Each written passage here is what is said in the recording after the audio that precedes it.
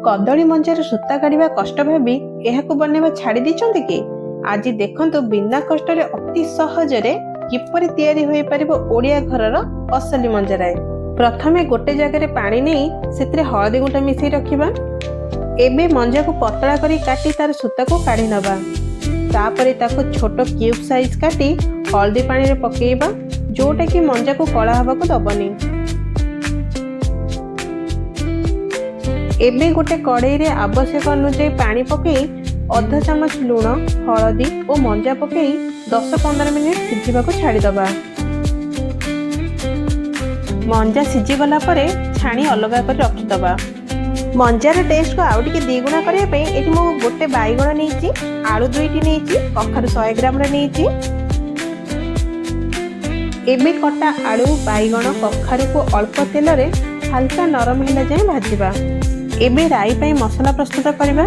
प्रथमे गोटे चामच कला सोरिष, गोटे चामच जीरा, गोटे चामच धला सोरिष और दरकार हिसाब रे सुखिला लंका, 20 कला रसुण और गोटे बड़ टमाटो को भल भाबे बाटी नबा। एबे कड़ाई रे 2 चामच तेल गरम करी सुखिला लंका सोरिष फुटेबा और 2टी पियाज पकई 3-4 मिनिट भाजिबा पई छाड़ी दबा। एबे सेथिरे बटा सोरिष मसला और अल्प पानी, हळदी, काश्मीर लंका दे 2 मिनिट कसिबा।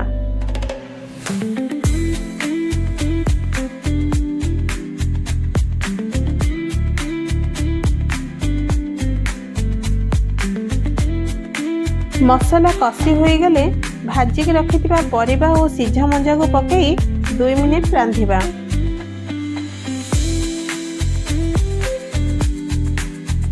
डेढ़ ग्लास पानी और दरकार हिसाब रे लुण मिसाइबा।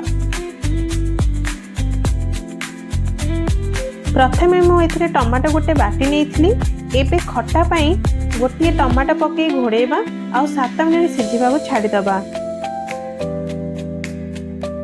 लास्ट रे कटा धनिया पत्र पकेबा।